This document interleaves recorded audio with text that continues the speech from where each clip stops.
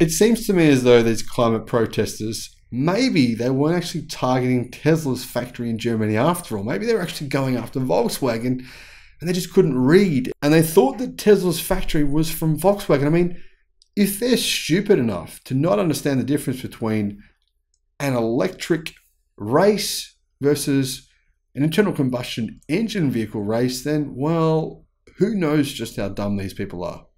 Hello, my friends. Welcome to the channel. I'm the Electric Viking. This is some funny stuff. This has got to make you laugh, right? This is the kind of thing that we all need every now and again. Bit of a good laugh. Protesters, climate protesters in Germany turned up, right, at a car race. It was an electric car race, and they tried to shut it down.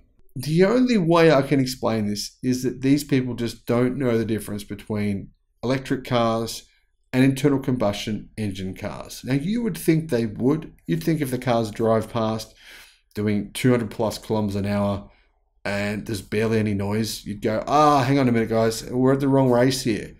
The Formula One, it's down the road. It's where the screaming's coming from. It's miles away. But no, they didn't do that. Maybe these are the same people that have been targeting Tesla and their factories, trying to burn down Tesla's factory. They did try and do that, by the way. If you haven't seen that video, I'll put a link in the description below. These climate protesters in Germany, so a lot of them are paid by Volkswagen Group. They do have the NIBU or NIRU Group, whatever it's called in Germany. It's partially funded by Volkswagen. Some sabotage going on here. It's all a bit unfortunate. Most of my viewers on the channel who are German have unsubscribed since I've said this kind of stuff. No, just kidding. I have no idea on that. But yeah, it's all kind of crazy what's been going on in Germany. So what actually happened? Well, the start of the Berlin E-Prix was delayed on Sunday last weekend by members of the climate activism group called Let's Generation, German for Last Generation. The short-lived protest was quickly cleared when the members of the group were forcefully removed from the hot track. While the choice of venue may seem pretty weird, Formula E advertising itself on its electric power, the action was not necessarily a protest of the series, we think. Instead, breaking onto the track was part of a larger series of protests happening across Berlin on Sunday and Monday. In all, police said they detained 200 people across the city, says Reuters.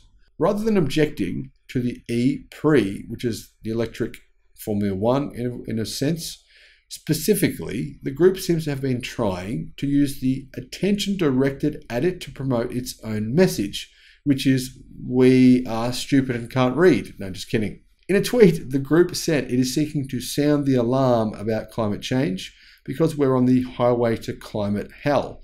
Now, they may have some good points here. They may have some very credible points to make, but if you protest an electric car race because you're saying the environment is going to hell, which there are some significant issues here to be concerned about, then I actually think you just make yourself look like idiots and you don't help the cause at all. I'm embarrassed by this. I honestly am embarrassed by this. As you guys know, I'm 100% support the climate. There's so many reasons we need to improve our climate for everything that lives on this planet, right? For our children, for animals, for everything, for everyone. There's so many things killing us that we didn't know about, causing cancer to us. Internal combustion engines are a big part of that.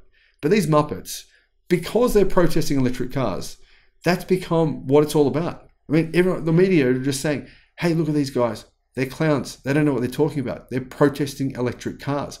So rather than actually bringing any kind of activism and giving them legitimacy to the activism, they're actually delegitimizing the entire mission. In other words, I think they're delegitimizing what we're all about here, which is making the planet better. EVs are really, ultimately, when it comes down to it, it's about making the planet better, giving you a better product, but also making your world better. Silence, right, is so much better. Noise pollution causes heart attacks. It causes significant damage to people's life expectancy.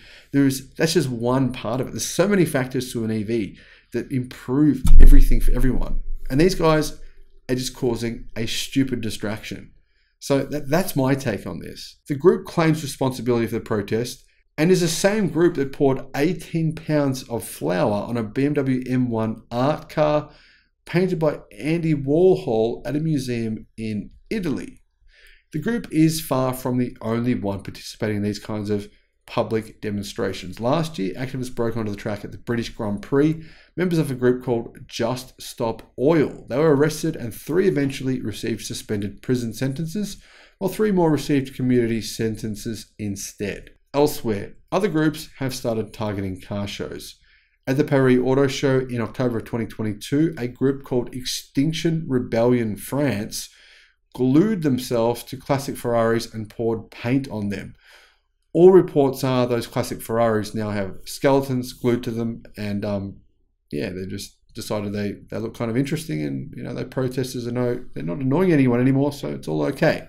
In all seriousness, I don't get the point. These are old cars. It's like art installations.